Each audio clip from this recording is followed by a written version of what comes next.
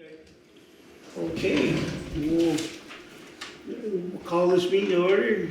Regular select board meeting, November 16th, 2023. First order of business is pledge of allegiance. I pledge allegiance to the flag of the United States of America and to the republic for which it stands, one nation, under God, indivisible, with liberty and justice for all. Okay, any public comment? I just need, Monday night, the fire department had elections of the officers, Yeah. which was the assistant chief and the lieutenant. So I just need your approval. The assistant chief is still Ralph, Yeah, and the new lieutenant will be Louis Rainville. okay, And that's his position will take effect January 1st. yeah, So Okay. I just need your approval, as always. okay, yeah, the assistant is Ralph Kaminsky and Louis Rainville. Yeah. And so can I have a motion to accept the new line officers for the fire department? Make that motion. Can I have a second? Second. Okay, all in favor, signify by saying aye. Aye. All opposed? Ayes have it, 4-0. Anything else, Gary? No, that is it. Okay, I'm quick and easy. thank you.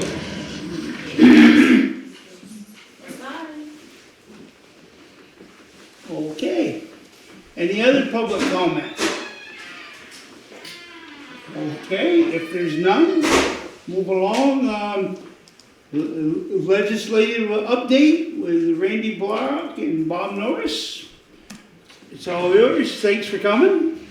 And take it away. Well, the senior senator is here, thank God. I'm Bob Norris. I sit on Senate Judiciary and Senate Gov Ops. As far as the updates are concerned, it's been a while since we've been in session, obviously. Things didn't go as well as we planned and down in the House, obviously. But the fact of the matter is, there's several things that we didn't agree with, but we were outgunned most of the time. So there's several issues that I voted no for. I don't have any updates unless people have particular questions as to what's going on throughout the state of Vermont and the county and so on and so forth. I'd be happy to answer those. There's several bills that came through both Gov Ops and Senate Judiciary. Some good, some not so good. Most of the time in my committees it came out, there's 6 in Senate Gov Ops. Most of the time it came out 5 yeas and 1 nays. And in Judiciary it came out basically 4 yeas and 1 nay. And I'm basically the dissenting vote most of the time here. So there was a lot of bills that came forward to us, everything from guns to taxations to child care. There was big money issues such as child care, the homelessness program. There's other big, I don't sit on money committees, so Senator Brock does, obviously. Maybe he can enlighten us somewhat on the money committee thing. But a lot of these things cost us. When I say us, I too pay taxes in the state of Vermont. It costs us a lot of money here.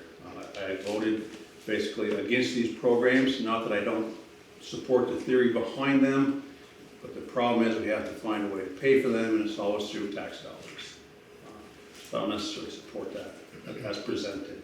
So having said that, we weren't happy to entertain any questions in reference to if you've been following Senate Judiciary or Senate Gov Ops, any bills that may be going through. As far as this upcoming session, I just got off the phone with my chair on Senate Gov Ops, and she's introducing several bills, which doesn't come as a surprise to anybody. But one of them, more importantly, is a study to be conducted on county government, as far as law enforcement is concerned, as far as taxation is concerned, as far as getting more involvement with county government. And as you all probably well know, is we don't really have county government in New England, and more importantly in the state of Vermont. We have county elected officials such as myself, Senator Brock, and we have sheriffs, assistant judges, state attorneys, and so on and so forth, but we really don't have any county government. So we had a lengthy discussion today. I've asked to be on the committee, obviously in support of how we doing this and what's the intent of this, as far as looking at more state control, which I'm all in favor of local control and county government. So I don't want the state taking over everything that every time they do, it seems as though we're not quite happy with the way things are going here. So that was my most recent conversation with my chair on GovOps. I haven't spoke to my chair on Senate Judiciary. Unfortunately, he has some personal struggles going on. He just lost his wife, so I didn't want to bother him and reach out to him. I have been speaking to the Senate Pro Tem as of late, and we're putting together our agenda for this upcoming session, obviously. So we'd be more than happy to entertain any questions that you may have. If I don't have the answers, I'm sure that Senator Brock does. That's way too easy if you don't ask me any questions. Maybe the board has some questions, I don't know, but please feel free to chime in. We're here to represent you and answer questions and do what we can for you down there, obviously. So, Vern. Sir, thank you both for showing up.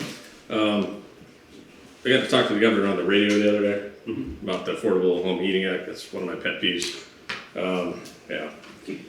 I asked him, is there anything that can be done to curtail, stop, or derail this thing? Basically, the long answer was no. Is that true?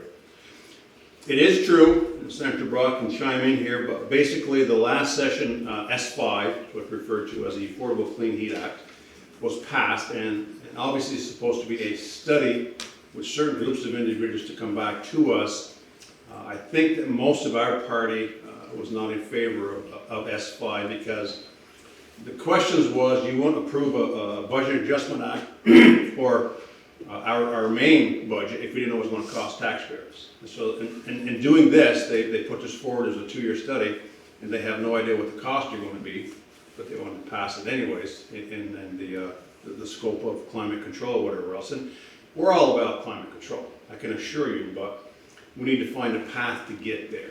We just can't stop what we're doing and say, okay, we're going to go electric here and there and so on and so forth. And when we don't have the capabilities of putting everyone in that position presently. So I didn't support S5, I can tell you that right now. I'm not going to speak on Senator Brock's behalf, but I didn't support it because it was not enough information that came along with it. So it's supposed to be taken up again in 2025, I believe. They're going to come back with the study, and if we get reelected, we'll be there in 2025 to certainly address those issues, but it's not that we can do until 2025 when it comes back to the committees of jurisdictions, I believe, is what it was said. Notwithstanding was the key word here, notwithstanding anything else, but maybe Senator Brock would like to chime in on this. Sure. There are real issues with S5. S5 was originally designed to be a clean heat bill that its proponents wanted passed that would come into effect immediately, and they ran into a buzzsaw of opposition, both from those of us on our side as well as some on the other side as well, because it has a cost. That cost gets passed on to every Vermonter who heats his or her home. It has a cost which will effectively increase the price of fossil fuels. And sure, I think everybody says, hey, it'd be great if we don't have fossil fuels, but then the question becomes, well, then what? What do we have and how are we going to do it? There's a lot of push, for example, that, hey, we're all going to move to heat pumps. Anybody who's been around heat pumps know that in the climate that we have, particularly on the northern border, you can heat your older house that is not very, very tight and climate controlled. You can't heat it easily with heat pumps, if at all. You have to have a secondary source of heat. So then you're in the notion of buying, in effect, a second source of heat, whether it be pellets or what have you. There are also issues regarding heat pumps because we haven't thought through fully where we're going to get the electricity in order to provide the source of fuel for heat pumps and also for electric vehicles. There are real issues as to whether or not the source of electricity even exists at this point. There are tremendous questions about the workforce capability. We know people, for example, who have heat pumps and who've bitten the bullet and gotten a heat pump, and then the heat pump goes, some problem happens in the middle of the winter and they can't get it repaired because they can't find labor competent enough to be able to do it, and on and on and on and on.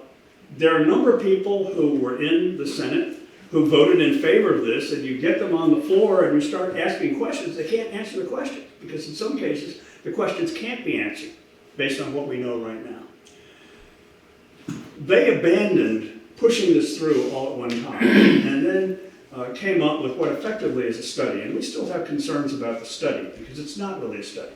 What it is a plan that is on full automatic to go into effect once the study is completed. And typically, when we have a bill to deal with, we have the ability, once we hear the bill, to offer amendments, to look at different ways of doing it, to ask a lot of questions as to the methodology and the staffing and so on that's needed to do it. But they're doing this study in such a way that there's only one answer. And the only one answer is, you got to approve it as is, because it's too complicated, it's too difficult to be able to change it. There's a problem with that. So we're not going to wait fully for the 2 years to begin asking questions. And as information comes out that shows what I think, based on everything I know, based on all the information that we've seen so far, it is not a practical solution. We're going to be raising that constantly to move forward on changes that make sense. If we have the electricity, if we have the capability, if the technology exists to be able to heat people's houses and to be able to do it economically, I'm all in favor of it. But I'm very concerned about passing something that will increase costs for everybody without a real solution as to how we are in fact going to implement it, and how Vermonters who are faced with these high costs are going to be able to afford them. And this issue of affordability is something that goes throughout everything that we're doing in government right now. We have tremendous costs. The child care is a classic example, as Senator Norris mentioned. You know, that there's been movement on child care. Everybody says, hey, we really want child care. But then at what price? You know, if you look back, 7, 8, 9 years ago with child care, you had a lot of home-provided child care provided by principally women who were able to take care of children because they raised children and know how to do it.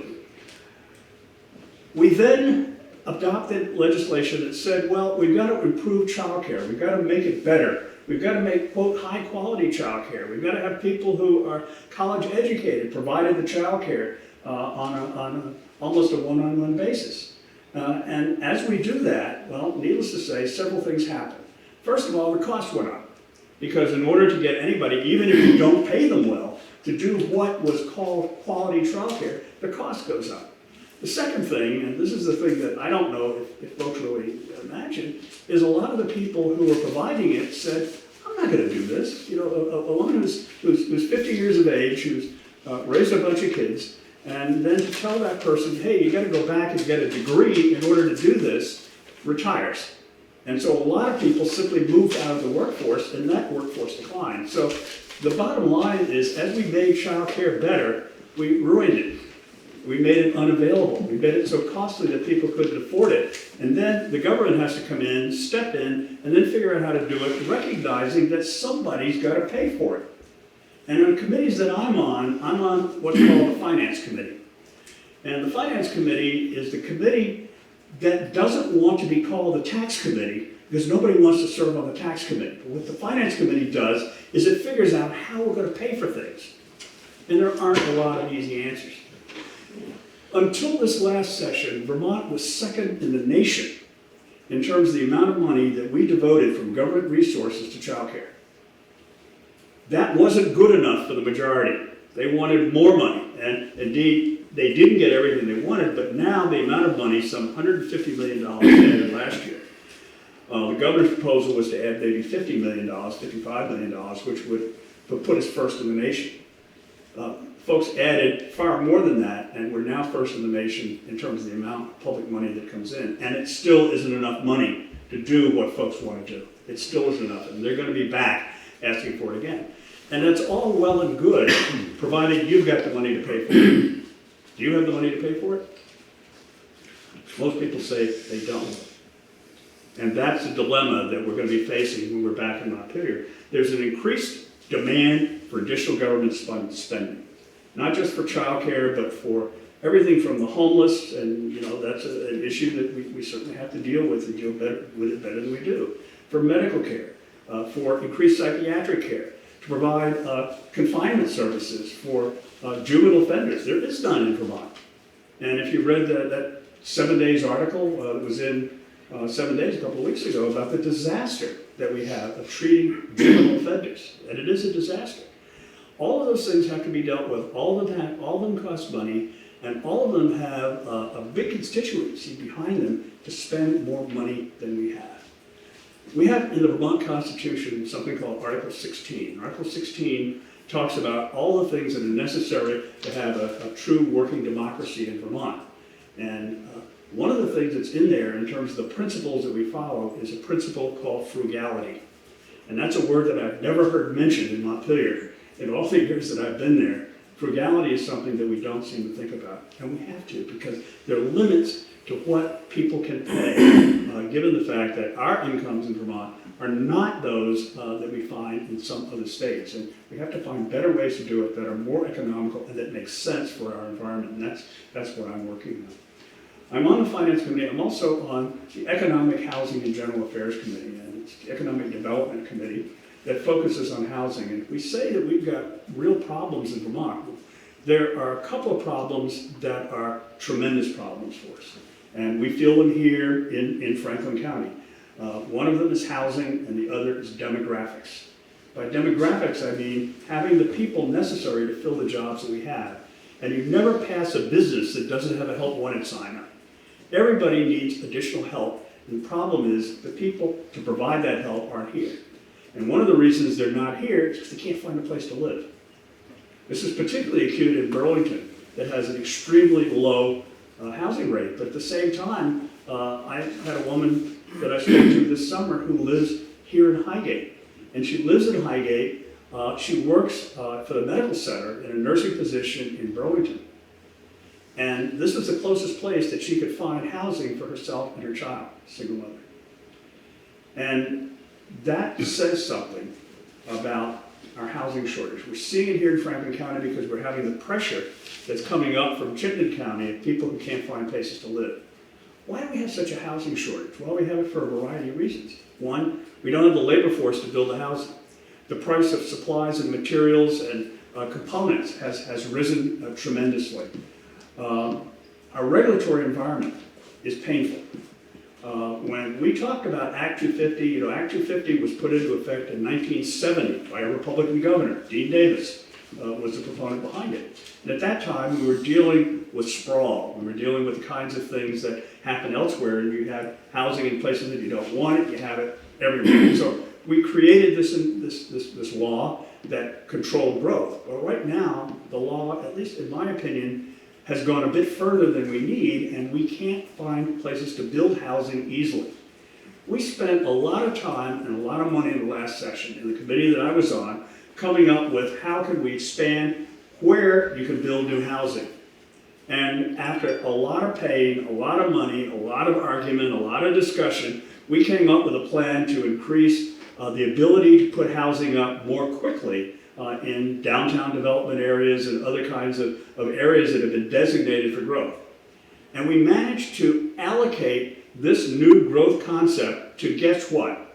0.3% of Vermont's land area is what we authorized to be able to do these kinds of housing increases. And clearly isn't enough. We're not able to put housing where we need it, and it handicaps people. We also have an environment in which one person can object and tie up a process. And when there's an appeal in an Act 250 process, it takes over a year on average for that to be blasted through. And someone who has a little bit of money can keep it stalled indefinitely. This reduces housing, reduces availability, reduces the ability of people to find a place to live, to be able to fill the jobs that we can't otherwise fill because there's no place for people to live. We're going to be working hard on that this year to try to blast through some of that and to at least make it a bit easier for people to build, particularly people who want to build single-family homes, who want to build 2 or 3 houses and don't want to be tied up in endless bureaucracy and endless delay. The places that are doing well are places that are able to get housing done well, done quickly, and done in a quality manner, and that reduces costs, increases speed, increases the ability to fill housing, increases our ability to fill jobs that right now, in many cases, we can't fill because people don't have a place to live. So that's something we're working on. We'll be working this year, our caucus, and I'm fortunate to be minority leader of the caucus, and to try to drive through some of the things that we need done. Among them, a lot of people are concerned about this catch and release that you see in our criminal justice system. And it's particularly apparent in Chittenden County, we see it in Burlington particularly, in which a person gets arrested for a serious crime and they get an appearance ticket to appear in court a month from now to be able to be charged and for the case to move forward. Felonies take a year to be resolved on average in Vermont right now. Misdemeanors still take a long time as well. One of the problems, though, is that person who gets the appearance ticket to go and appear, typically without any bond or bail, because we basically abolished bail for all intents and purposes, then goes and commits another crime, and another crime, and another crime, and then gets released on conditions, and then violates the conditions, and gets released again on more conditions, and more conditions. About the only thing, and one of the problems, we have a constitutional issue, because our Constitution says that, you know, you can't do excessive bail. You can't do excessive bail that would keep in prison someone on a pretrial confinement basis who, except in the case of a crime that would involve a life sentence. And one of our simple things is to say second offense retail theft calls for potential life imprisonment. We'd get around that, but I don't think a lot of people would go along with that. But we do have to do something in order to stop this revolving door, because what you have is you have criminals over and over and over again. We were down in the courthouse in Superior Court, it was the day before yesterday, and we were talking to the judges, some of whom obviously realize the problem. They get blamed for it, but it's really the law that we've constructed that allowed that happen that's behind some of this, and also the drug problem, which is a serious problem, and we see it here, we see it in small towns, we see it all over Vermont, and we see it in particular in places like Burlington, where you see things like the rate of shootings, the rate of murders, and so on, has increased, and it's going to continue to increase. A lot of people don't go to some towns in Vermont because they don't want to keep tripping over needles, and we do have a lot of the constituency in the State House saying, well, we ought to legalize drugs for everybody, that way you won't have the problem. Well, that's nuts. Because Oregon has just tried that, and they're backing up because it's created a horrible problem that makes things even worse. So we have to deal with the mental health crisis, because a lot of the problems that we see of people who commit crimes, there is a mental health problem associated with it. And you remember we had the floods a number of years ago that washed out the state hospital at Waterbury, and the solution was, we won't rebuild the state hospital, we'll do a decentralized mental health system, we'll take everything out to the community. Well, what that meant is that the mental health problem of people who were seriously mental ill, for which they were being treated at Waterbury, we said we're going to treat them all over the state. In point of fact, the psychiatrists, the staff, the trained people to deal with it weren't there, and they weren't being treated and aren't being treated particularly well today. We have a crisis in mental health. And what's happened in some cases is that people who have mental health problems, who create the crimes, there's no place else to put them except in the emergency room, and then there's the problem of assaults on emergency room workers, which is skyrocketing, or put them in jail, and people say, well, we shouldn't put people who are mentally ill in jail because that's a mental health problem, that is not a crime problem. Law enforcement rebels because they're saying, hey, we're being made into clinicians when this person obviously needs medical help and it's not there. So we've got to do something to fix that. And we can't ignore it and continue to ignore it. Is there much talk down there about the police protection, like in a lot of these small towns? Absolutely. You know, it's hard to get a state trooper out here. There's a lot of talk about it. Yeah. That's the problem. There's a lot of talk, but there isn't a whole lot of action to help solve the problem. And solving the problem, you have many police officers, frankly, who are discouraged because what they see is that revolving door and sort of say, well, why bother? Because the person is out before, I get back to the station. The person has already been released on conditions, and then they go do it again and again and again. And even in the arraignments that we had, hearings that we had in Superior Court yesterday, there were a number of people who were charged who didn't show up. And that is a recurring problem. So yes, we are doing more to try to recruit police officers. That is critically important. We also, and as Senator Norris's committee looks at this whole issue of county government, one of the things that really needs to be thought of is the state police are not capable, and it really isn't their mission to be the local law enforcement agency for every town in Vermont that doesn't have its own police agency. And I personally think the county law enforcement makes sense, but we've got to do it in a way that doesn't blow up in our faces. Some of our counties, unfortunately, have not done well when they use sheriff's departments for that purposes. Other counties have done very, very well. It depends on the sheriff that you elect. And so we do need more, I think, controls and more systematized way of dealing with getting people into those positions and ensuring that we are providing the services. But above all, we got to pay for it. And that again is a problem, because we have tremendous inconsistency about how we pay for law enforcement in Vermont. There's some cities and towns, for example, that have their own police departments and they pay for them. There are other cities that don't have anything, they pay nothing. And there's some that are somewhere in the middle that pay something, more or less, to sheriff's departments, and as you say, in many cases, you get what you pay for. Because again, depending upon the standards, you may get a lot and you may get very little. So that's something that we really do need to do some work on to try to figure out how to do it. And on those lines, Richard, right now the state police has over 50 positions down throughout the state. Local law enforcement and sheriff's offices can't find candidates to come in because nobody wants to work in a job where they're not appreciated. Obviously, there's a lot of discourse going on in law enforcement. But as Senator Brock had mentioned, we do have a mental health issue problem in the state of Vermont. I serve also on the summer Joint Legislative Oversight Committee. We've been taking testimony from Department of Children and Families and the Corrections Department in reference to, years ago they closed Woodside with no plan B. Years ago, the certain governor closed Waterbury with no plan B. And now I can assure you that we have youthful offenders, alleged youthful offenders, sleeping on the floors in our local police departments because they have no place to put these individuals. And that's not right. The hospitals are holding these folks because they have a conscience, and they're saying that we're not going to let them out. There's no place for them to go, but they need care, so we're going to leave them here. There's also concern about they taking on bed space for those individuals needing medical services, and we have a meeting coming up with Northwestern Medical Center here shortly, and a lot of those questions we'll be asked, and we'll attempt to answer them. But we're in a dilemma. We're in a crisis here, and it's unfortunate. And as far as our taxation is concerned, myself and Senator Brock pay taxes too, and we're not happy about that situation either. Vermont is, I believe, the fourth highest tax state in the nation. Like I say, Senator Brock is the money guy here, so he probably can answer that question one way or the other, but we know they're not cheap, and we know we have a problem here in the state of Vermont.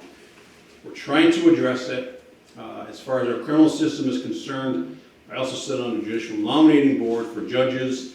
There's a lot of openings in judgeships throughout the state of Vermont, and we need our governor to step forward and start filling those, because we've sent numerous qualified candidates to him.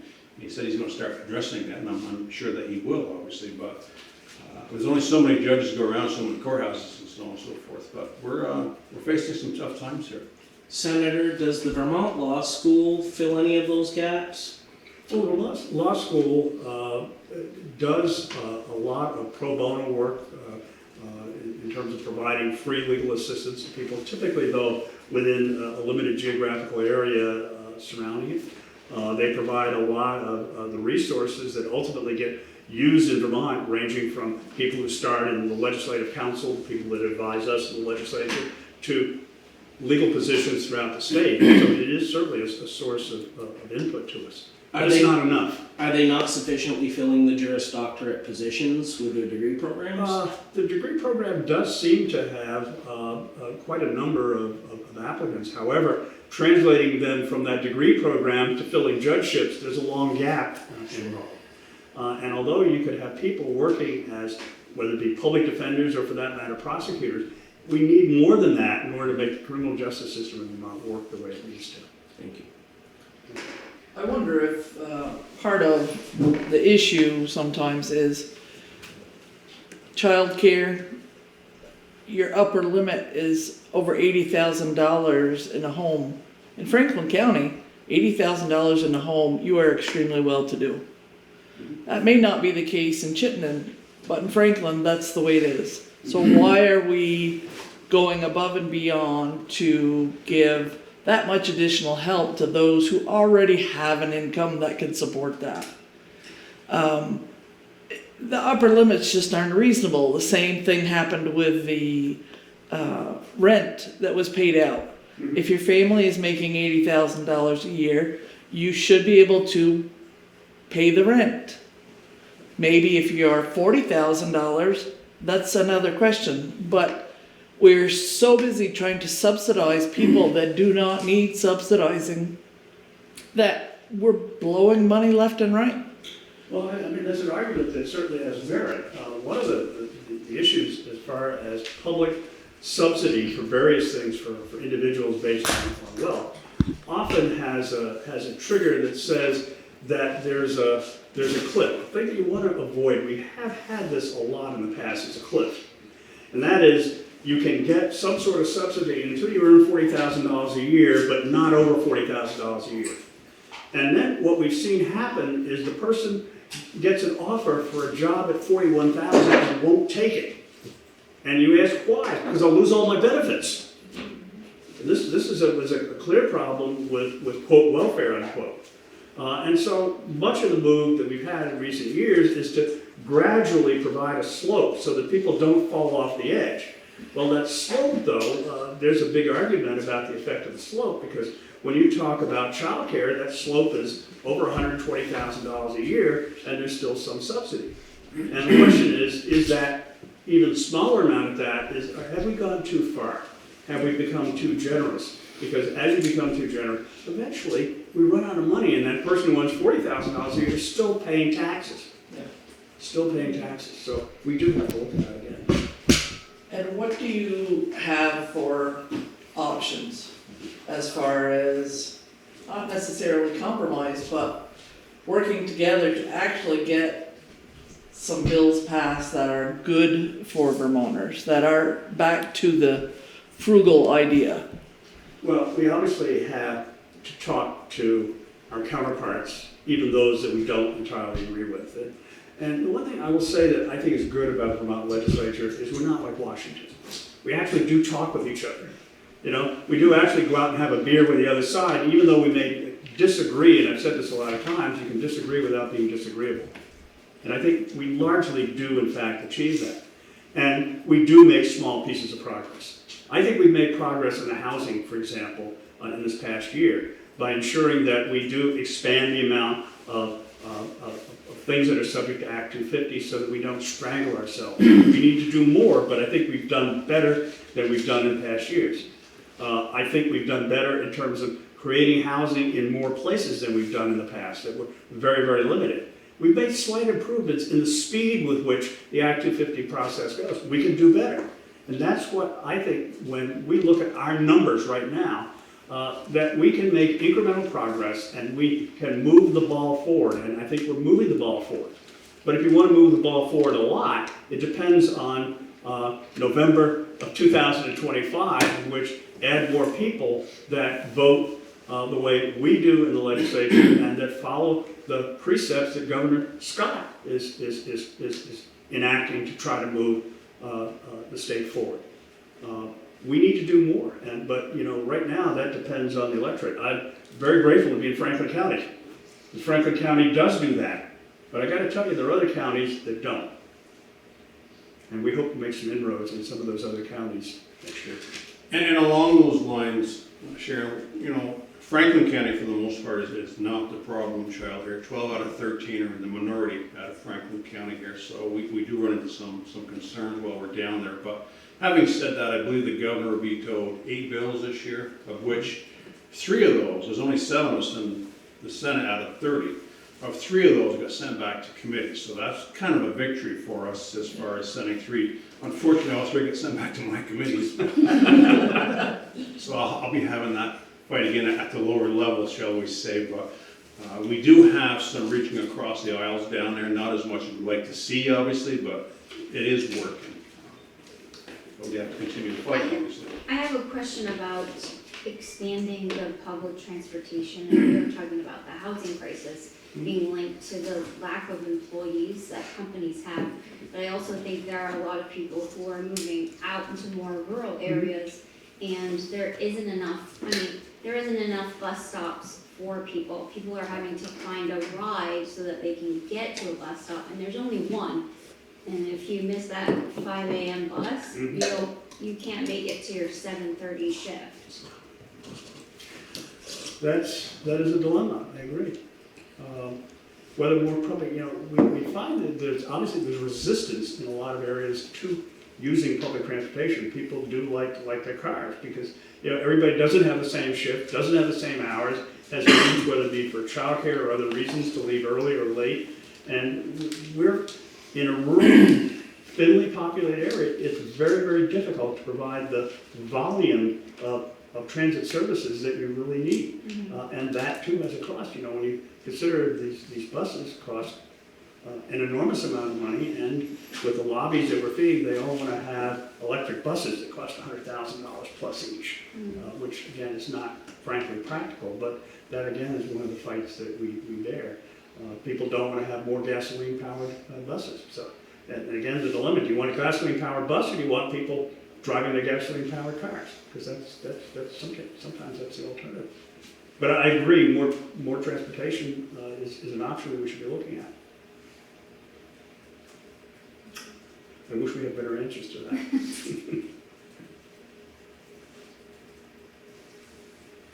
Would you like us to share more good news?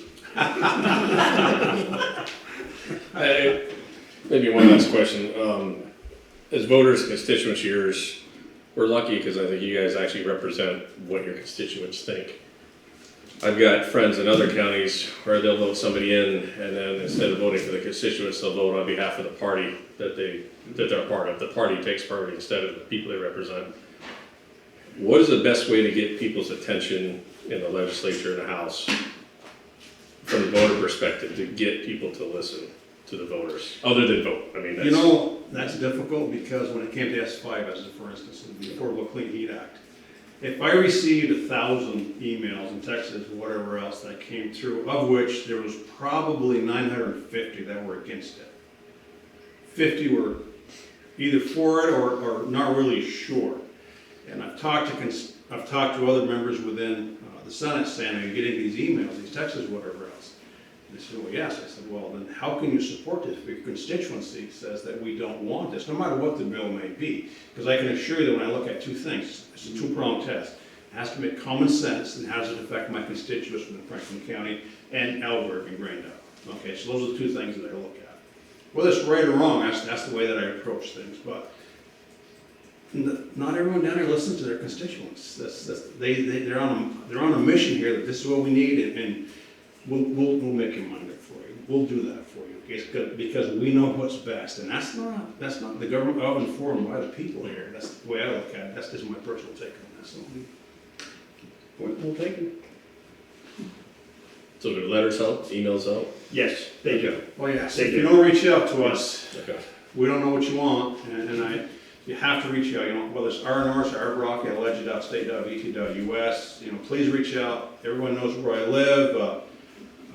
If you send me down there by myself to make a decision, don't do that. Okay, so reach out to me. Let me know what you're thinking. Anyways, that's what I ask of you. You put me down there for a reason, so I ask for your help. Let me know Also, what the you want. people that you know in other counties, ask them to do the same thing to their representatives. Because if you've got somebody who lives in Milton, for example, writing to the Chittenden County representatives is what we really need, because they're not necessarily aligned with what we want. Now, admittedly, some communities are different throughout Vermont. We don't have just one community that believes the same thing.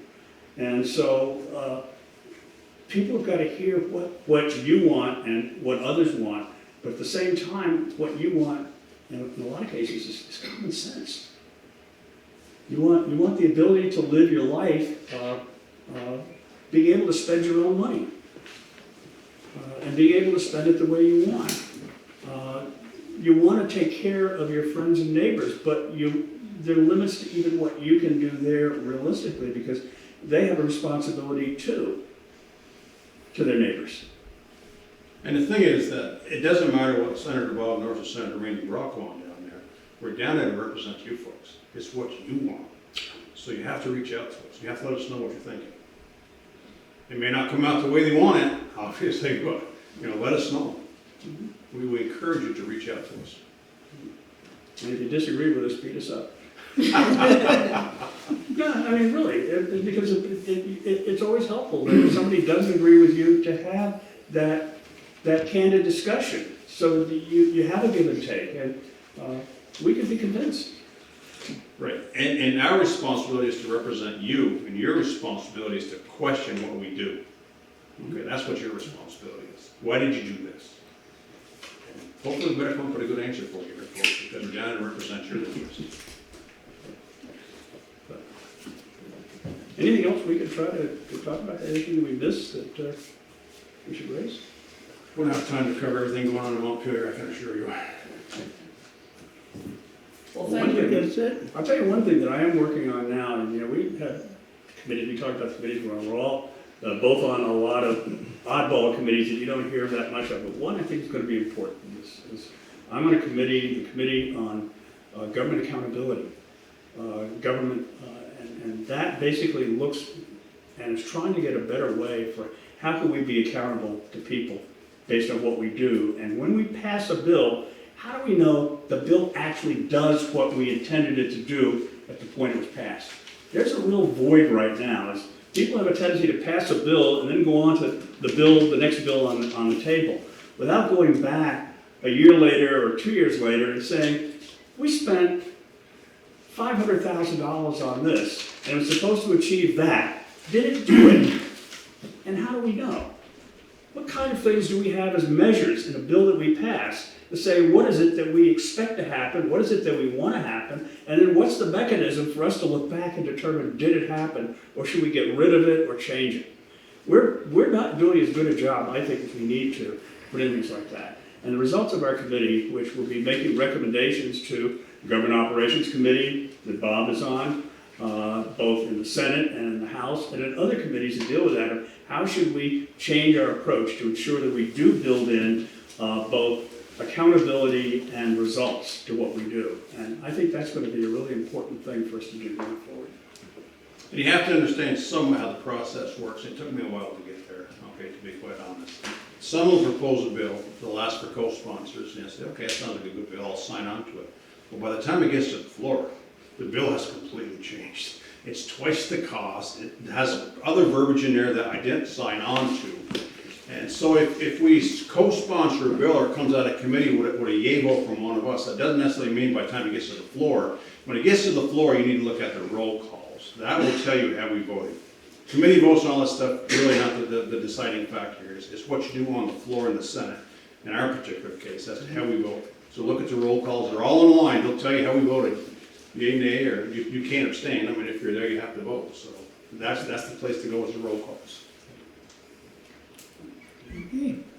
Well, we appreciate your service. Yes, Yes. Thank you so much for It inviting us. makes a big difference. thanks for representing. You retired now? Oh, yeah, 3.5. Okay. Hey, Good seeing you. good seeing everybody. Thanks for having us. Thank you. Thank you. Appreciate it. Thank you. Thank you. You know how to get a hold of the Sharon if you need I it? do, Okay. I do. Okay, You've both been very helpful. moving on. Is, He'll be right back, I think he just went to the restroom. okay, Ellen's up first, I think. yeah, Ellen is in here.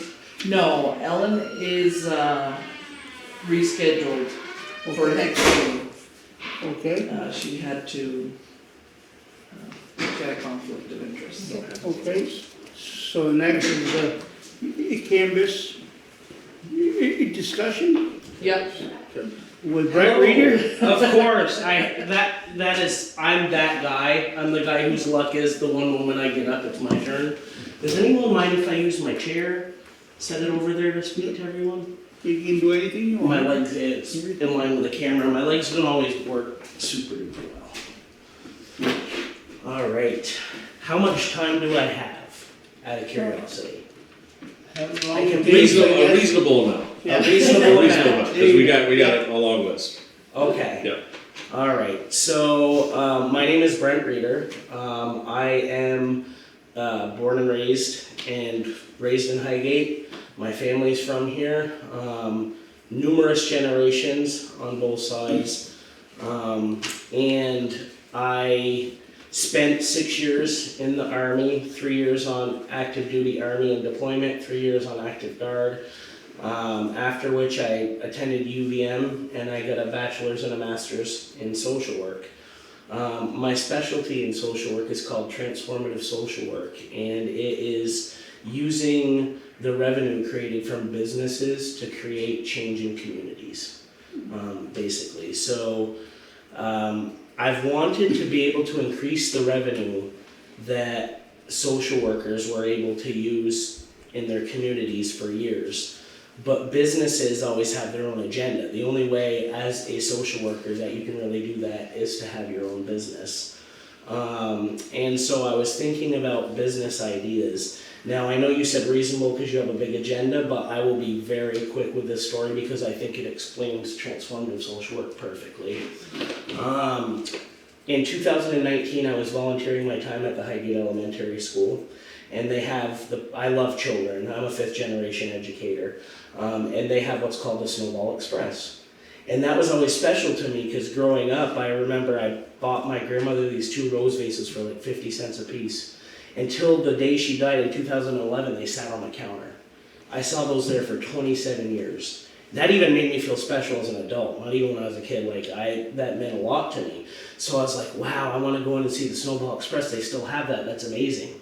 So I went in and I'd watch like 11 children come in a class, and 4 would stand up and the other 7 kids would sit there. And 4 kids would go around and spend a half hour picking what they wanted to, and then they'd go back to the class.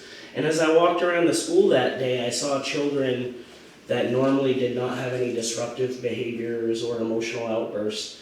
And I'd hear teachers saying, you know, you're not usually disruptive. You must be having big feelings today. What's going on?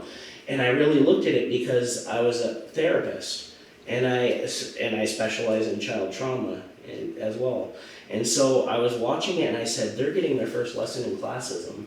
They're realizing that some people are better whether they are or not. They're realizing, how come my parents didn't give me any money? Is it because I didn't deserve it? Is it because I couldn't afford it? And to me, it was incredibly sad.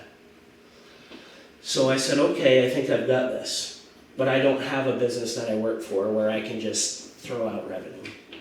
So the next year, obviously speaking to my partner, I went to Yeshua Pastina, because the thing about transformative social work is about the change that you create, not about getting credit for it.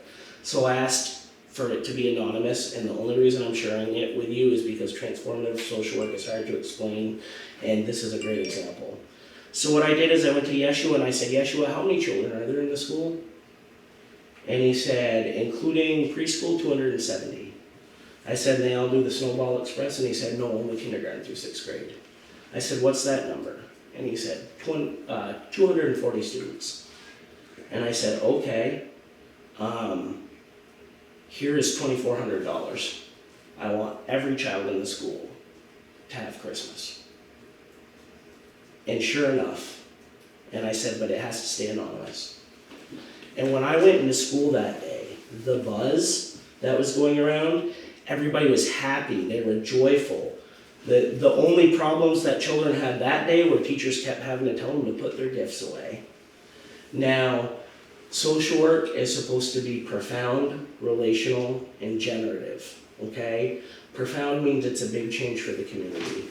Relational means it increases relationships amongst people and networks. And generative means that it's important enough of a change that it continues.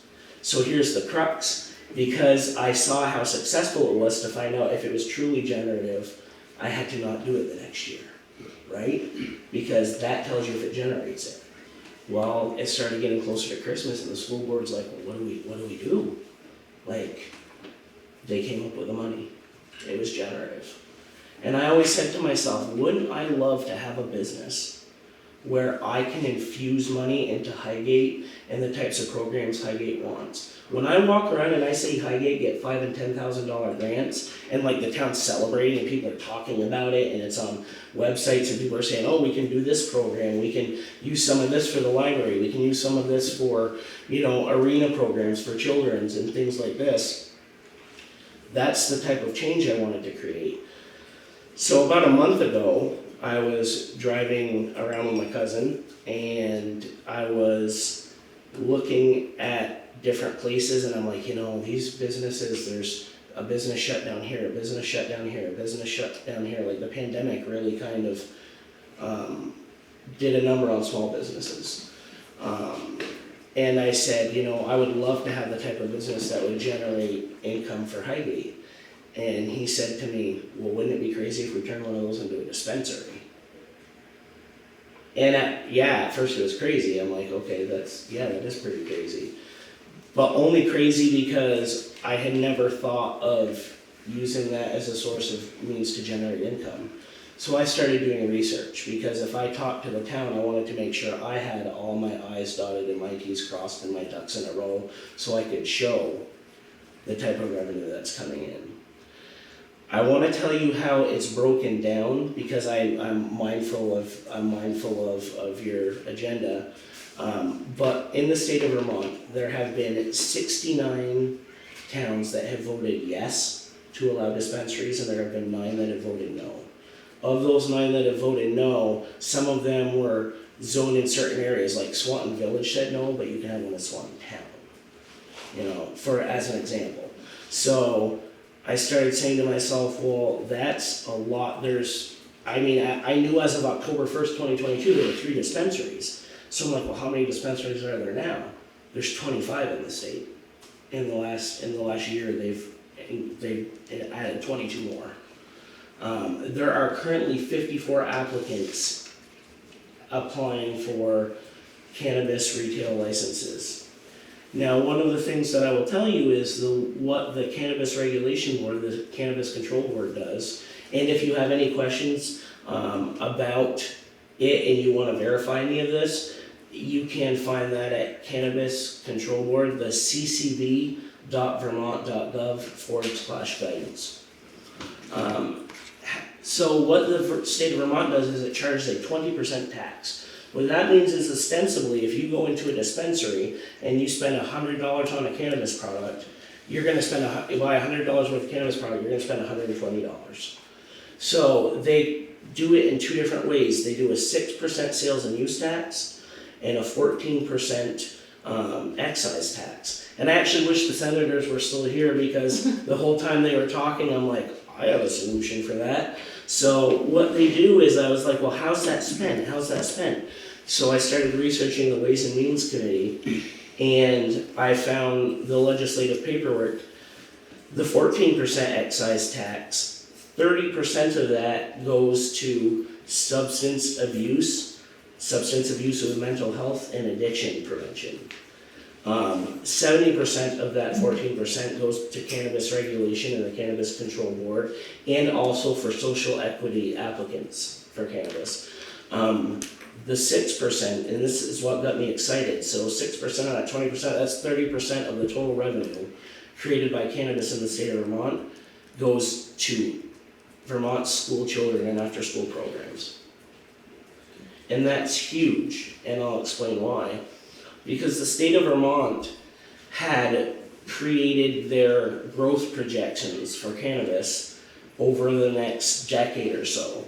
Independent contractors, such as Vicente, who's a national lawyer who specializes in cannabis but also specializes in growth projection, did an analysis. The most moderate, of course, I must try. I didn't think of that, did I? The most moderate prediction is $220 million in revenue for the state of Vermont by 2025. The most generous growth prediction is $264 million in revenue for the state by 2025. To put that into reference, if we think about that percentage If you charge 20% taxes and 30% of that is going to Vermont school children, at $220 million of revenue, at the most conservative estimate, we're talking $66 million to go to Vermont school children and after-school programs. If we go with the most generous estimate of $264 million, we're talking $79.2 million directly to Vermont school children. Here's another thing that I wanted to bring up.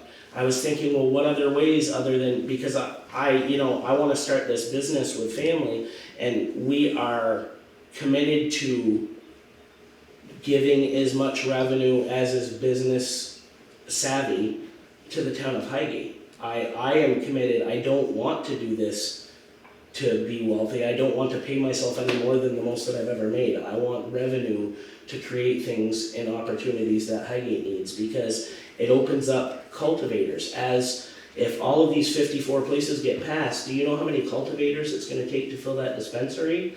Those dispensaries? Cultivators on larger scales, they need to have employees. They need to, that's job generative. But also, so I started looking at dispensaries. I started traveling to them because I'm like, I should know what I'm talking about. The least amount of money that I saw go through a dispensary in a half-hour period generated was $2,500. The most I saw was $6,600 in a half-hour period that I was there. But these dispensaries in the state of Vermont, when I traveled to them, I'm like, okay, they would charge a 20% tax. And I was like, well, that revenue is already earmarked by the state. What say does the community have? Well, then I found out that the communities have the option, and the dispensary has the option to recommend a local sales tax that the town can impose on that amount. And I was like, no one's doing that. No one was doing that I saw, that I visited. And I was like, so with this amount of revenue that's generated, the town can literally have, say Vermont or Highgate had a 2, 3, 5% sales tax. Well, our goal is also to be mindful of the economy of local people and not charge exorbitant amounts of money via discounts. 15% if you're a veteran. What about 10% if you're a farmer? What about 10% if you're an educator? What about 10% if you patroned a local business today and come in with a receipt saying, I went to McEwen's and got this hardware, I went to Zorcy's and bought these groceries? Then you are encouraging other businesses, and believe it or not, people will, regardless of whether it's cannabis or a sandwich at Subway, they will do things like go to other stores and buy things specifically so they can have that discount. They absolutely will. So between what the state's already earmarking towards children, what the town of Highgate can utilize in a local tax, and what we can give as revenue from the business and infuse in these projects within the town of Highgate, I don't see where it's a lose situation. The only way that I could see people necessarily having a problem with infusing money in that way is, say for example, a local business gives $10,000 to Highgate's children and sports teams, okay, for the elementary school. Well, then you put up a big banner, right? It's in the paper. This business did this. Business did this. This business gave $10,000. Thank you, business. Well, I can tell you from a social work and psychology and mental health perspective, that immediately takes the focus off the awesomeness that place got that money and puts it on the person that donated that money. That I don't want to do that. But even if I did want to do that, the state of Vermont, right in that guidance, that doesn't allow me to do that, because that's considered advertising that might generate overconsumption. So, or market to children under 21, or people under 21 years of age. So, if the money is generated to the town of Highgate, thank you from the town of Highgate. Thank you from local Highgate businesses. Thank you from the citizens of Highgate. And I won't take up any more of your time because I can really talk about this all day, but I will add this little caveat that industrialized hemp we all know, and I'll say it before anyone calls it out, we've seen Compano Road, we know that that didn't look like it worked out. There's difference between industrialized hemp and CBD. CBD are smaller batches and they require harvest like marijuana does with trimming and curing and everything like that for the CBD oil. Industrialized hemp, if you start researching it, New Holland is a big company, all these big companies have their own sites and things that you can look at, but the most conservative estimate of profit per acre that I saw in industrialized hemp was $2,400 per acre. The most generous that I saw, depending on the land and how much acreage they grew, was $280,000 per acre. So I'm looking at farms that are shutting down because milk prices by the hundredweight are the same as they were in 1970, and people are having to sell their land for solar panels. They're having to sell it to the Vermont Land Trust. They're having to, which is aggravating the housing market he's talking about. They're having to sell off family farms that have been in Highgate for 4 and 5 generations because they can't afford to do it anymore. Industrialized hemp does not require any equipment or knowledge than what they already have. If they can grow hay and they can grow corn, they can grow hemp because the equipment that's utilized is the same. And whereas corn and soy and these other crops, you have to rotate because it depletes the soil, hemp actually produces nitrogen-rich fields, which would allow for crop rotation for other business opportunities. So, was that reasonable, sir? Yeah, pretty Yeah, we're good. We're good. Brevity is not my strong Yes. suit. No, but very thorough, very thorough. Do a lot in it. But did you ever receive the links? I did not. Okay, what's that? We can resend that. Yes, I will get some email addresses and I will make sure to resend them. That site is an incredible source of, Yep, I'm definitely gonna read more about it. information. But also, I really thank you for your time, and I would really consider it because Highgate's where my heart's at. I could live anywhere. There's millions of towns. This is where I choose to live. This is where my family's from, where my people are from, and I will do my best, whether this opportunity is something that comes to pass or not, to do this anyway. I just think this is the best way to go about it, financially. Thank you. Okay, thank you. Thank you very much. Thank you. That, you're good? Oh, Yeah, just make sure. Yeah.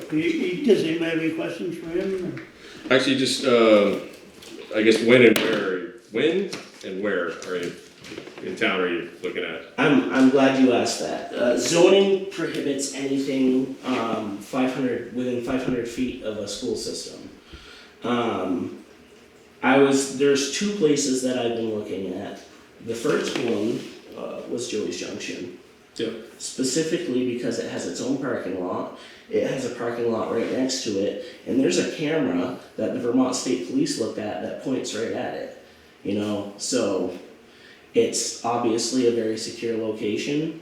And the other place that I was considering was off of the airport road, the old Border Patrol building. But I was thinking someplace that had a lot of traffic, because if the point is to generate income, you want to make sure it's in a visible area. So far as when, I really think that the sooner the better, and this is why, because you have to do, in order to have a town vote, it has to be done by Australian ballot. So people could say, oh, town meeting on March 7th, and that's well and good, but there's 54 applicants, and they project that in the next month there will be 70 applicants, which means people are applying, and the funding that's available, and grant funding and things to set that up, is minimal. And also, the longer you wait, the more people there are in front of you. And I think we'd be remiss not to, and I don't know if this is possible, I don't know a lot about politics, but I was thinking if you had the 3 little booths and your little curtain and your paper and your pen you can hide behind, and we have that neat sign in Highgate, that's pretty neat. And it could say, stop in and vote, should Highgate have a cannabis dispensary, yes or no? And, you know, and have people come in and give them a voting window. That way everybody can say, well, we had 2 weeks, that's a lot of time. You know, I'm hoping most people could find a time to come in and vote during that time. And then we would be able to get it done sooner rather than later. Okay. Thank you very much. Thank I you. appreciate it. Yep. Thank you. Thank you. Thank you. So he is correct, before a municipality may host a retail cannabis establishment, voters must opt in to retail sale by Australian ballot. That's a Vermont state statute. You have options. You can put that into a special town meeting. We can't just do a window to come in and vote as you please. That's why I asked. That's illegal. I don't So- know, and that's why I asked, because I don't know how that works. Yeah, it would have to be a special warned town meeting. You can also put it to an article on the town meeting day, or you can have him petition and get his number of signatures required to put the ballot on town meeting, or as a ballot at town meeting. So, can we keep talking about this, or Yes. what we feel as a board? Yep. My opinion, we'll go through, and my opinion is, I'd like to see you petition it, and get the signatures, and, it would be an item at town meeting, a line item. Yeah. That's my feeling. Okay. Well, we have a lot to discuss, I think, before we can. Yeah, we got time. Right, I don't wanna make a motion on this quite yet. okay, I wanna research this a little more. yeah, okay. But you do have options. From my understanding, once we make a decision, we can vote to opt in or opt out as a select board. Yeah. To put That takes it out of, voters. right, and that takes it out of our hands and it puts it in the voters' hands directly. You petition it, and how many registered voters do we have? 2,400. So 5% of 2,400 is what you would need to get your, sources. yeah. Done. So Yeah. when does that start, Wendy? That, if he did it that way, when would it start and when would it have to be in? Yeah, there's a deadline like December or It's- something, right? If he petitioned, if you guys didn't just decide to put it on the warning, which you could do. If you wanted to play a little hardball and have him petition, he would need to have the petition to me, I believe it's 40 days before town meeting. I could find the exact date, middle of January. Okay. Because town meeting is March. I could get you the exact date. I could get you the petitions if that's the way it's going to go. Okay. Like 2,400 voters, what's 5% of that? 120. How much? Yeah, 120, yeah. 24. That's easy. And it's, yeah, usually right in the middle of January, the day before we send it off to the print shop, just waiting on the last petitions, so.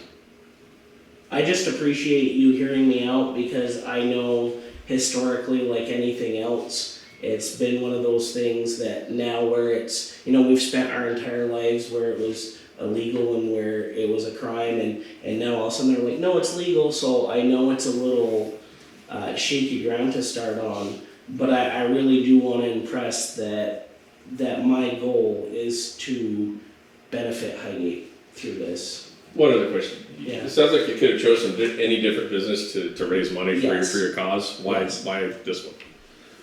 Because of the projections that I started seeing on Vermont revenue. Now, let's say for example, Vicente LLP, or the people is the federal lawyer that does projected growth. And when I started looking at his projections and I saw by 2025 that the revenue was gonna be 264 million for the state, I was like, wow, Highgate could have a chunk of that, and we could do so much for the town with that. And then I realized we can have more of a chunk of that because we can add our own local tax. And then when I started looking about how it was broken down, and the selling point for me, sir, was that 30% of it goes to the kids. 30% of it goes to the children. 30% of $264 million of revenue is a lot of money for Vermont school children. Right, do you know how, is it the state of Vermont that decides where that 30% goes? Like what town it's distributed to? You know, Shelley, I'm not exactly certain, but I think you could probably find that on the Cannabis Control Board website. I can tell you that the breakdown, if you're interested in that, if you Google cannabis revenue growth Vermont and you throw in the name Ted Barnett, who's on the House Ways and Means Committee, I tried to send it to you.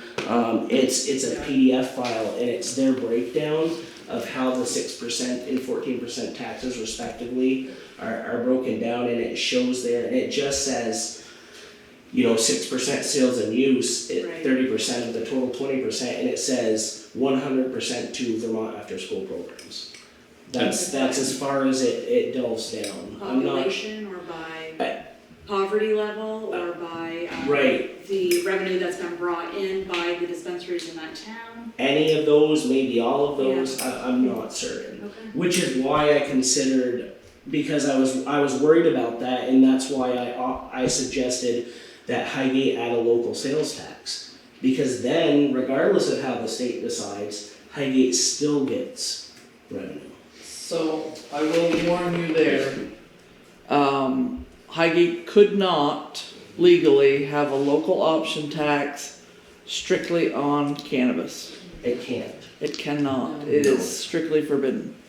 It could have a local option tax on a group of products, but it could not strictly be something that they enact for a cannabis retail establishment.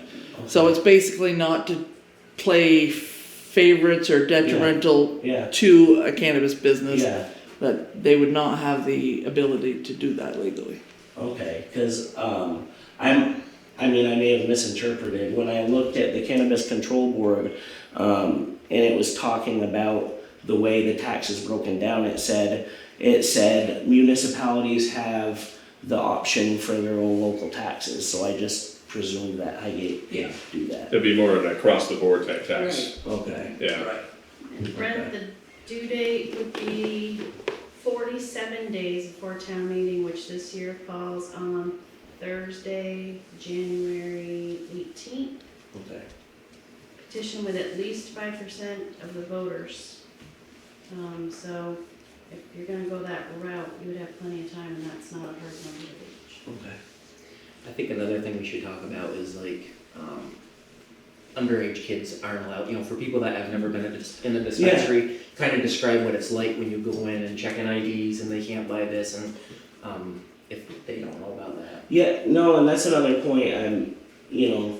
I'll make that part brief, but if you, it is, whereas you can go into a bar with a fake ID if the right person's at the door, or if they're your buddy, or if they're not checking IDs or they're tired, you can get into that bar and kids can drink underage. I did it when I was in college in Burlington, I absolutely promise you.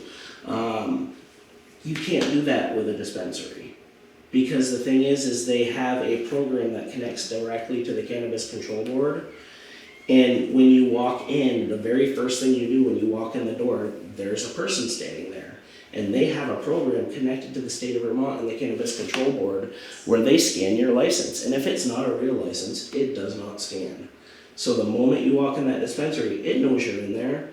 And when you check out from the dispensary, you have to show with your purchase, you have to show them what you purchased. Met your limit. And you show them your ID, but it keeps track of it for you. Yeah. Like, I couldn't go to a St. Albans dispensary, like they have a 1 ounce of marijuana limit. I couldn't go to St. Albans and purchase that, and then drive to Jeffersonville or Highgate's dispensary and purchase that, because that program that connects to the state of Vermont and the Cannabis Control Board that they use for their point of sale system, it logs that. Like, if they tried to scan it through, they'd be like, oh, Brent, you already bought your ounce today. You can't do that.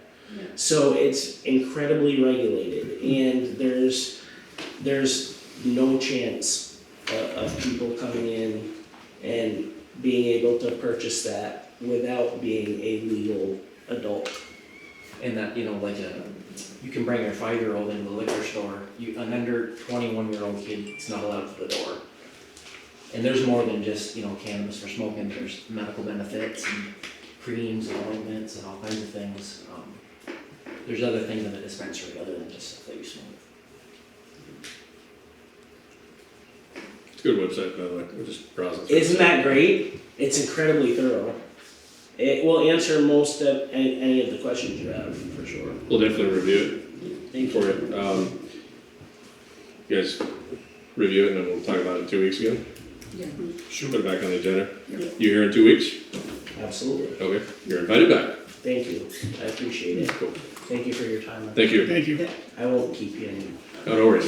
Very reasonable. Thank you. I was worried about A that. lot to take in. I was like, wow, there's so many people here that have perceptions of what's reasonable.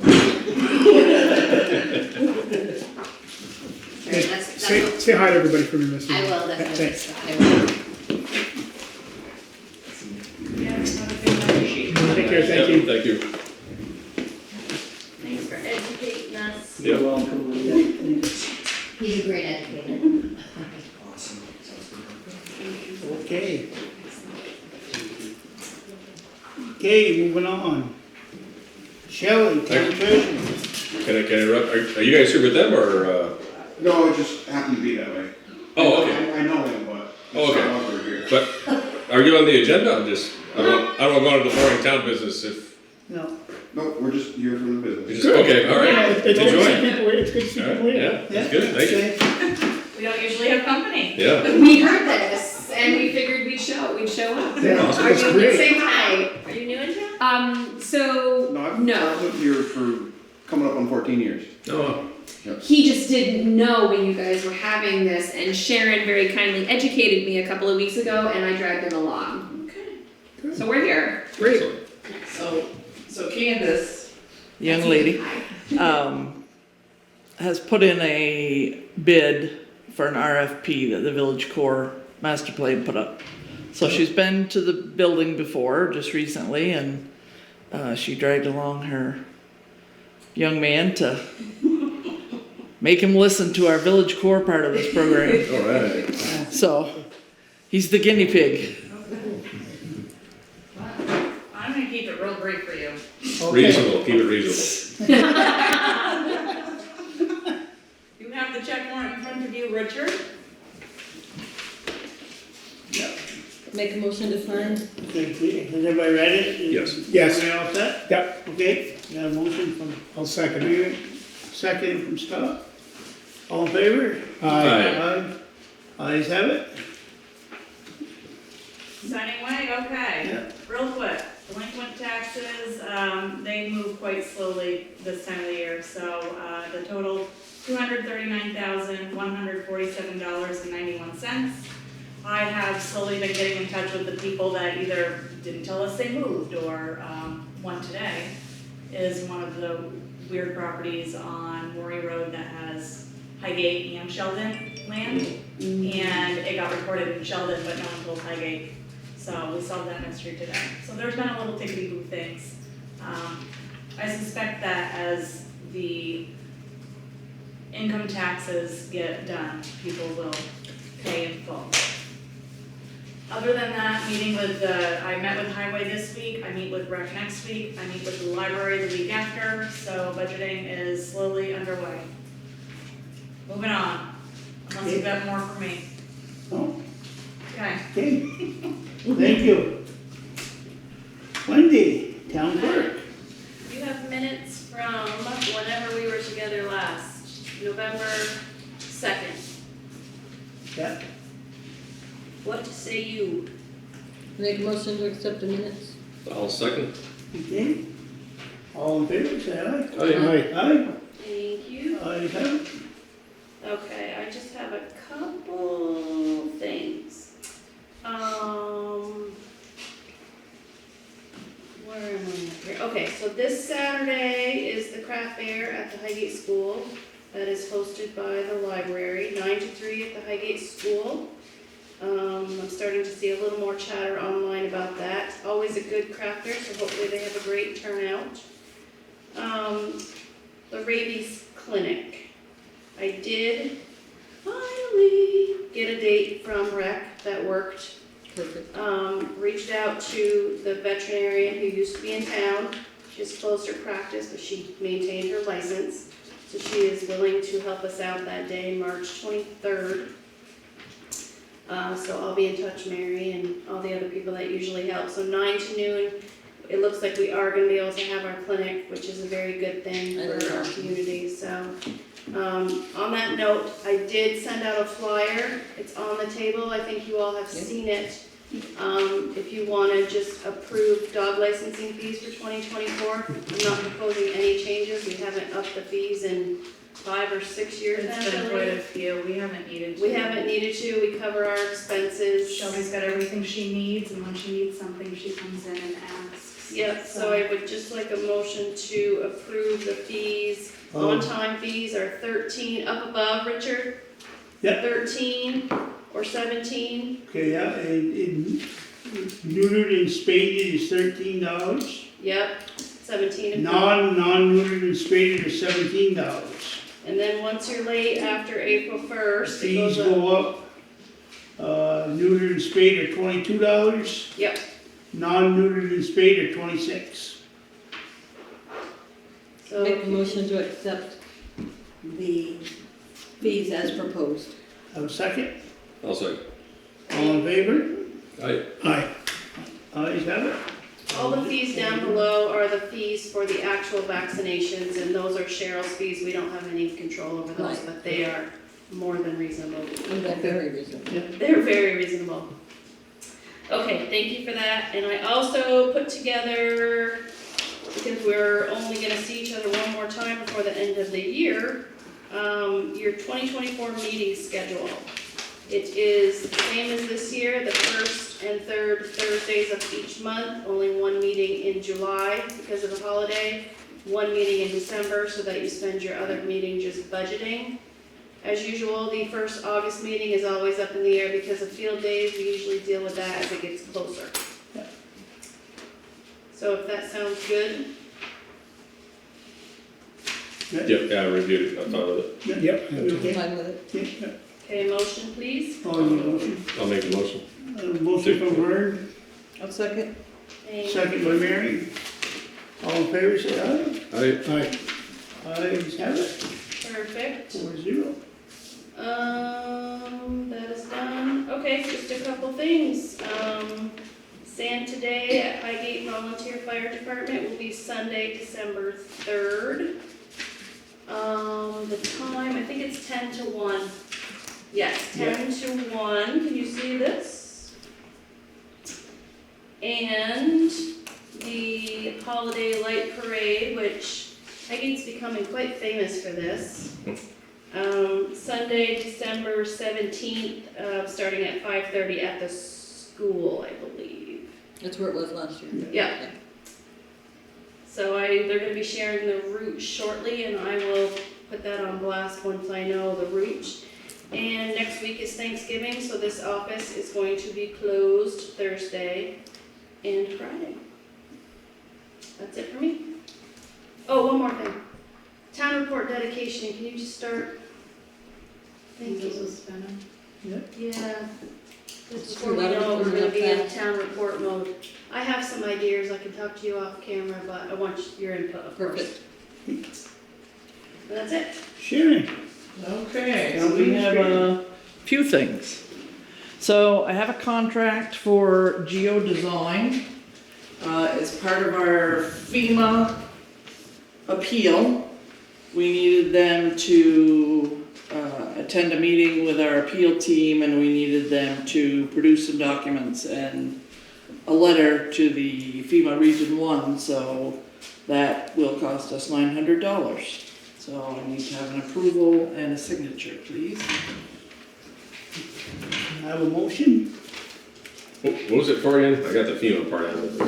Geodesign. Geodesign, Yeah, okay. they're an engineering. Alright, I'll make that motion. Have a motion from Vern, I'll second it. If he's got it. Scott, second from Scott. All in favor? Aye. Ayes have it. So sign, please. So the next one is a ice rental contract for the arena for SASA, which is the St. Albans Skate Association.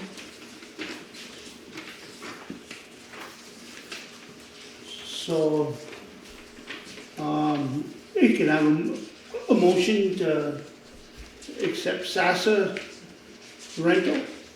Is it at 185? And what's the the rate? Yeah. The rate, okay. Should be 185. Concession stand. Flip it over. Let's see. Yes, 184. Yeah, 185. Omaha, it's 185. 175. So,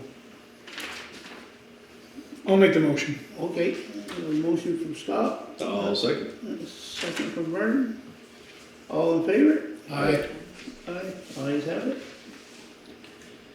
As we're talking about budgeting, the Little White Church in Highgate Springs has asked to be considered for a donation of $990 to aid in the preservation of this town landmark.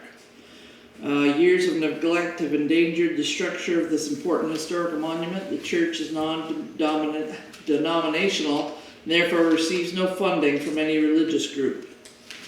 The select board's approval of these funds would allow the trustees of the Little White Church to get an appraisal of damage and possibly use the donation as a match for a preservation grant. Did I add it to my file, Yeah. or do you want them to make a motion on that now? I guess I'm just letting them know that that's a new request. Okay. I'll add it to the So file. yes. And today was the Great Highgate Smokeout, so hopefully people enjoyed their smoke-free day.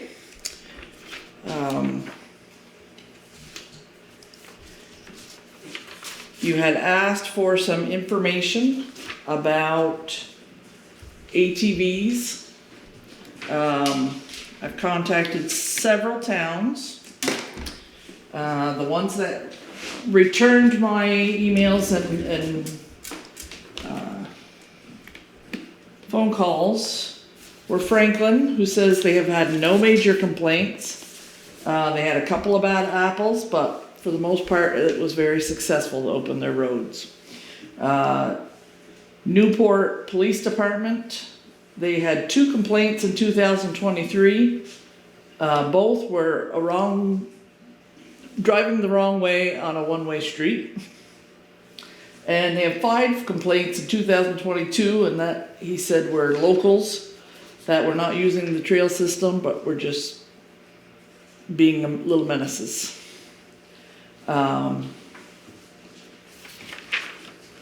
Swanton did respond today.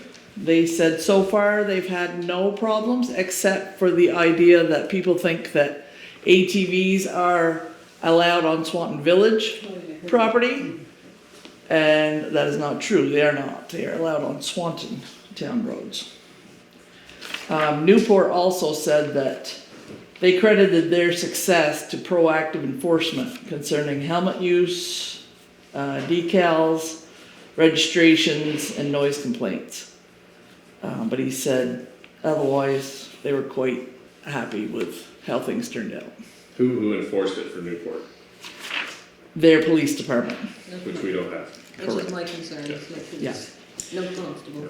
I did look into Northwest Vermont Wheelers, the group that asked for the use. They are an established group. They help make up VASA, Vermont ATV Sportsmen's Association. You pay $30 a year for membership. It provides you with a trail access decal, which is the decal that Newport was talking about. Access to over 1,200 miles of legal trails. Access to a trail map system, liability insurance for landowners and municipalities so that they cover liability. They can't their members can't claim a liability suit on to the town. They offer safety and education classes for new riders. They provide their own enforcement through an agreement with the Department of Fish and Wildlife. And they actually do receive grant money for trail repairs. Each club requires that you have a current ATV registration, their trail access decal, safety helmets, and they do have their own bylaws and club officers. Municipalities can open and close the use of roads to the club or association as necessary. So you could, a lot of towns close their roads this time of year and reopen them in May. So that is what I know about ATVs and the particular group that asked for your favor.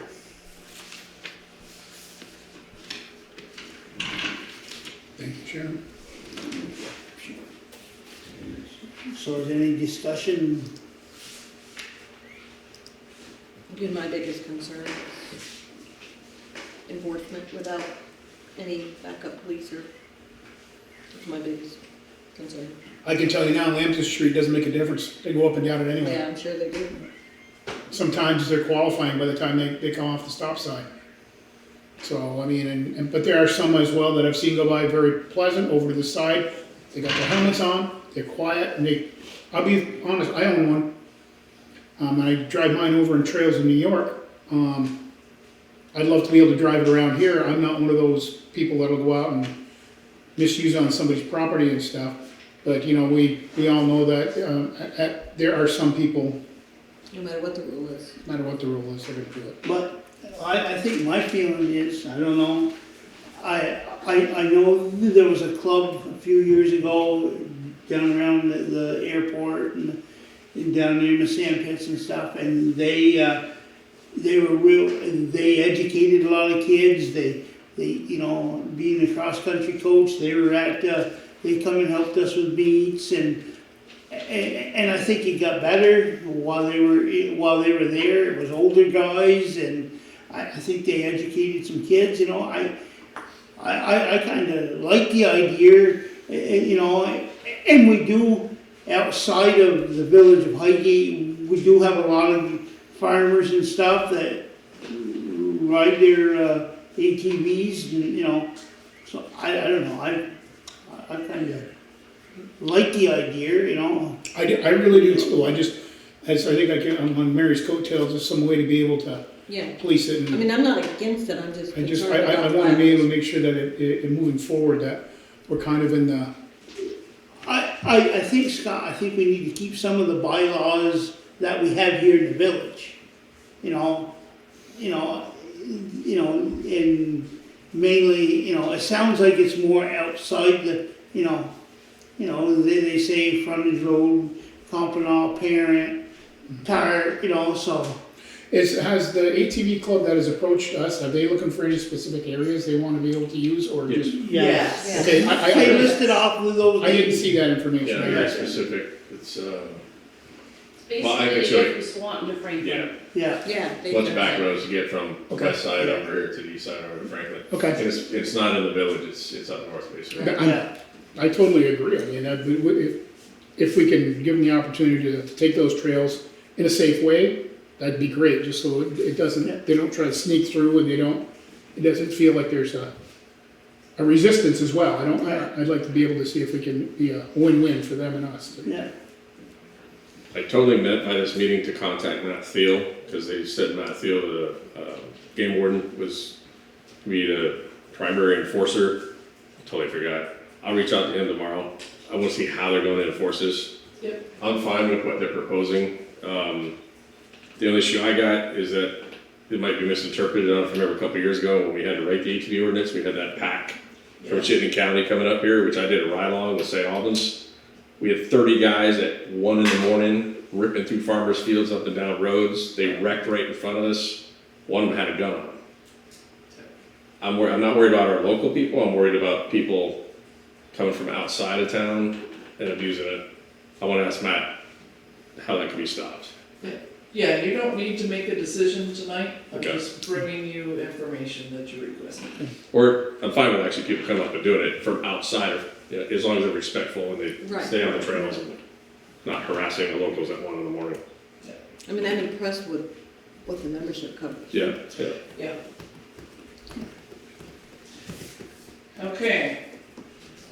Each of you have a packet in front of you that says Village Wastewater Project. This is all the burning answers to your burning questions for the Village Wastewater Project. Everything from who's proposing the project, what studies have been done, how the project's being funded, why we need village wastewater, how does it benefit me if I live in the village, if I don't live in the village, how many village residents need or want the wastewater system, what's the environmental impact of this project, has the town explored other options, how long will this project take, what will the village look like after this project, when the public is involved, if it will occur in stages, if construction is approved, who will maintain the wastewater system, how will the town pay for any maintenance, when the final designs will be finished, whether if you live in the village you can hook up to the new system, what happens to the village center if we do not construct a wastewater system, how much additional development in the village center would this project support? Is the town water supply being discussed? How will this project impact drinking water in the center of town? What is the expected life of this wastewater system? What if regulations change during this project? Could we use that 18 acres of land for any other use? The ever popular, why don't we just sell the village core property to someone else and let them worry about water and septic? What will happen to the former Steinauer Hotel? Will we dig up 78? How much will this complete full design wastewater system cost? What type of water system are we designing? Are there systems like ours around the area? Why should I consider connecting to the wastewater system? When do I need to decide whether or not to connect? What the initial cost will be to hook up to the system? What if I can't afford to hook up to the system? What will my monthly fee be? Who chooses the development that goes on the village core property? What if I don't pay my wastewater fees? Will the wastewater system expand? So it's a pretty comprehensive list and the answers to questions that we've heard at different meetings and to try to get information out to the public. Village core meetings are open just like the select board meetings, but it's hard to get people to come. So we've produced this, we are publishing some, we're getting it out to the public, we're getting it to board meetings. I'm gonna have Wendy post it on our website to try to give people an idea of what the facts are. Whether you like them or not, these are the facts. So you can, at your leisure, find the answer to all of your questions. And if there's a question you think of that is not on there, by all means say, hey, what the heck? And we will add it to our list. Then I have one last thing. And that is, we had briefly talked about opioid monies a couple of meetings ago, and we were pushed for time, so I really didn't get into it. We have $4,873.44 in our opioid fund that we've received. We had talked when I was on the select board about doing a program called Puppets in Education for the elementary school. It's a program where educators come in with puppets and teach children how to deal with their feelings, how to deal with stress and anxiety. We talked about at the time that we realize that the school has a huge budget, but the kids in Highgate are our kids. And any mental health help we can provide them is only a benefit to our community. If we did a full day, which is 4 or 5 shows for pre-K through 6th grade, it would cost $3,500. It would leave you with a remaining balance of $1,373.44 in your account. We had already talked about putting that money toward the volunteerism committee to use that for some community gatherings. The reason I'm suggesting that we use this $3,500 is because the opioid rules have changed and we cannot have the entire amount go to the volunteerism committee because the government keeps changing the rules every 3 months. So I am asking, what do you think? Has the school is not doing this program this year, because they have had the puppets in education. Yes, they have had the program in there before. Swanton did it this year. Highgate hadn't done it in some time. I had talked to the principal Yeshua about it last spring, but I got a hold of him during April vacation, so the timing was way off. So he had brought it up earlier, and I said I would bring it back to the select board because I was no longer on it. Oh, okay, so he's asking us. Well, we offered, and now he's asking, is the offer still So there? they're not doing it unless we. Correct. Perfect. Yeah. I don't want double. Yeah. Mary? Yeah, I think it's a great idea. I do too. I think I've it's seen great. the puppets, they're really good. Yeah, they do a good job. program. We have a motion, I'll make the motion. A second. okay? All in favor? Aye. Ayes have it. Okay, I will tell the principal that we would love to sponsor a day for them. Yep. Awesome. Okay, and that's the end of me. Okay. Select board, anybody have anything? I have Oh, a executive, but. Just a generic question, Sharon, or actually, Shelley, whoever's in charge of ARPA, how much money do we have left in ARPA and when do we have to spend it by? Because I think it's next year sometime. The end of 2024, you have to have it allocated. Okay, so we're talking about a budget meeting? Yeah. Yes. Okay. So we'll need to start thinking about that. How much, you know, round or about? I have the figures written down. Yeah, I don't have it off the top. Okay. It's roughly Million-ish. it's around 700,000. That's a good job. Yeah. We've been earning interest on it the whole time, right? Little bit, not Really? enough. Yeah. And kudos to the Public Works for the signage around Ballard and St. That Louis. was nice. He did a very nice job. Yeah, they said Vern was spying on them. Did Paul like it? Has Paul Delivery ever been out there and I haven't talked I would to be Paul. curious about that too. Yeah. Yeah.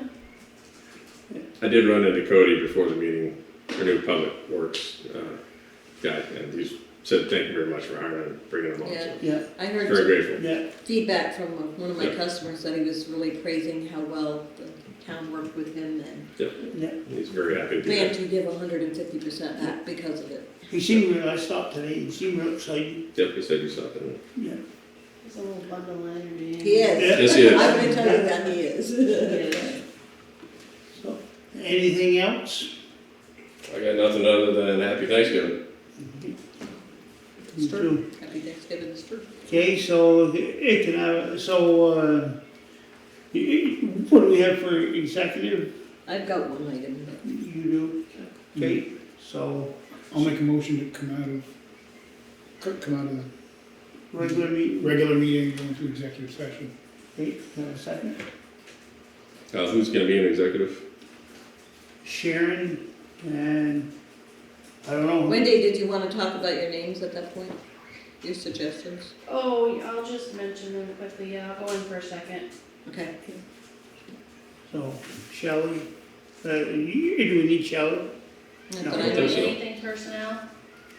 No? okay, so Sharon and Wendy, I'll second Scott's motion. okay? All in favor? Aye. Okay, ayes have it.